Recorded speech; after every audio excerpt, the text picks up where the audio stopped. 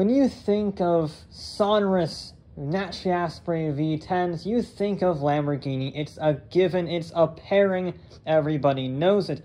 It's like when you think of football, you think of Tom Brady, or when you think of football, you think of Cristiano Ronaldo. It's just a given, it's just a fact of life.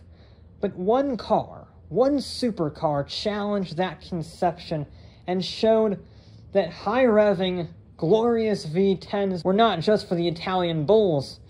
I'm talking about the German Audi R8.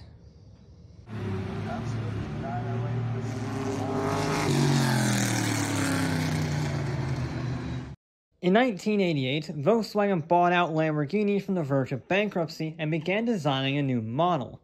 Now, you don't get to be the size of Volkswagen Group without having some brains amongst you, and they decided in order to maximize development costs in the new Gallardo, they would share it with another model. And Audi was selected to have that model in order to boost their image over their rivals BMW and Mercedes.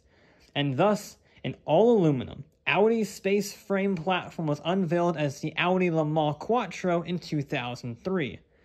And it was a pretty great concept, all-wheel drive, and a naturally aspirated 5-liter V10, making 600 horsepower, while only weighing 3,400 pounds thanks to extensive carbon fiber and aluminum construction. And you know what, just 3 years later, the Type 42 R8 launched, looking very similar to the Le Mans Quattro, but a little different underneath the skin. You see, Lamborghini had first dibs on their V10, so Audi was stuck with the admittedly fantastic 4.2-liter naturally aspirated V8 used in a whole host of Audi RS models. It's a great engine, but compared to other supercars of the era like the GTR, like the Ferraris, like the Gallardo for example, 414 horsepower was underwhelming for the price point. Now, Audi tried a lot of things outside the box to change up the R8 formula. They made 2 different electric prototypes, making it best 306 horsepower, so those didn't go anywhere. And then they tried the exact opposite by stuffing a twin-turbo TDI V12 from their Q7 diesel into the R8, which made a respectable 500 horsepower and 740 torque. They wanted to make the TDI R8 very badly, but it just wasn't viable because of, well, construction costs, trying to shoehorn in a V12, much less a V10, so none of these actually worked. Instead, Volkswagen caved in and said that the Lamborghini V10 that was exclusive to the Gallardo was no longer exclusive, which meant Audi got the refresh version of it, now bored out to 5.2 liters with 40 valves and making 525 horsepower. And this is in an all-wheel drive car, so it does 0 to 60 in under 4 seconds and a top speed of 196 miles an hour. And this was all before 2010. This is very impressive stuff. And that fantastic V10 engine pushed the R8 from high-end sports car to full-bore supercar, with supercar speeds and supercar soundtracks.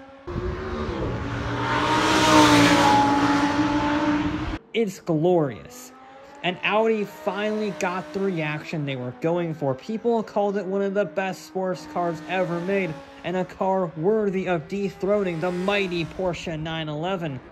And despite sharing many components with the Gallardo, the R8 actually managed to best both it and the Aston Martin DB9 around the Top Gear test track. And you know, at the end of the day, if it's good enough for Tony Stark, it's good enough for everyone. Well, except for Audi, because they wanted more.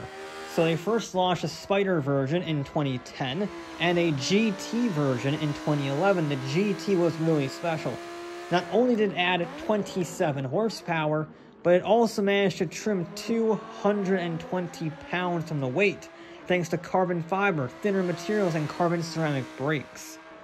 Then they sent it to a wind tunnel, where they streamlined the wheel well vents to increase their efficiency cutting through the air, which meant that the drag coefficient actually managed to stay the same compared to the old R8, despite adding downforce. That is the best case scenario. Not only do you get an increase in handling from the downforce, but you don't lose any top speed, you don't lose any efficiency.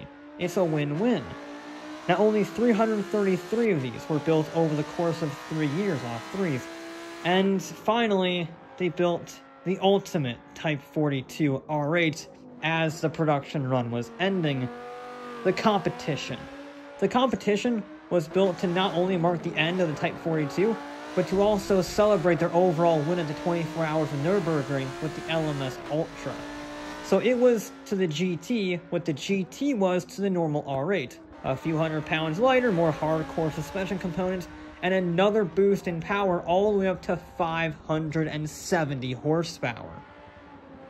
And they were just getting started, because the new generation launched with the new Huracan in 2015, and it solidified the end of the R8 being stuck with a V8 power plant, with only 2 options being available for the new Type 4S R8.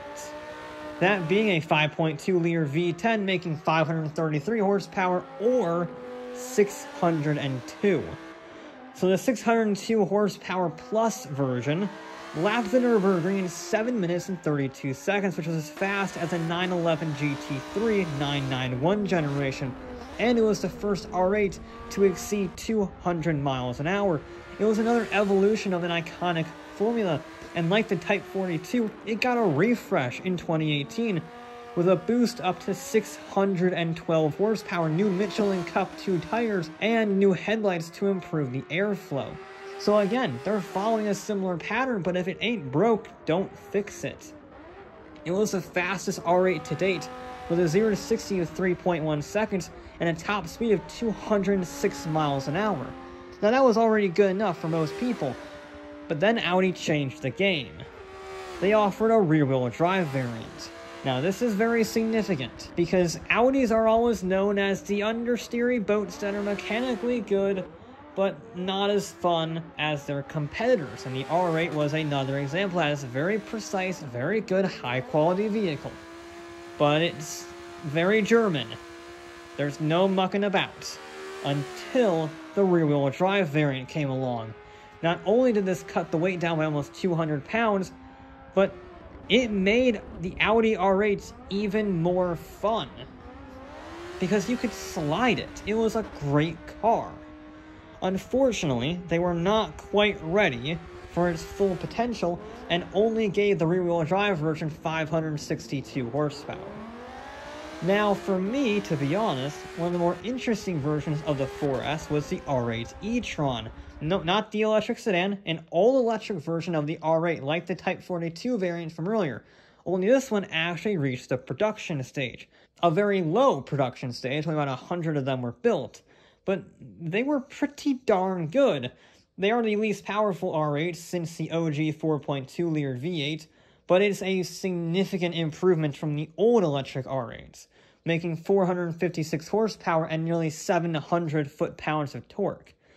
And this was back in 2015. Nobody had ever made a high-quality electric supercar on the production stage like that before. Mercedes made the SLS electric concept, but they never did anything with it. Audi was at least using the R8 e-tron as a bit of foreshadowing for what they were working on in the future. And that future was the e-tron Quattro. It was also more than that. It was a replacement for the R8. Recently, Audi announced that the next generation R8 would be all-electric. They didn't say if it would be called the R8 or they're going to retire the name with the internal combustion engine, but its successor is going to be an all-electric supercar. But since they are going to be discontinuing that glorious, naturally aspirated V10, they thought it deserved a properly bombastic send-off. The new R8 GT follows the footsteps of the old competition.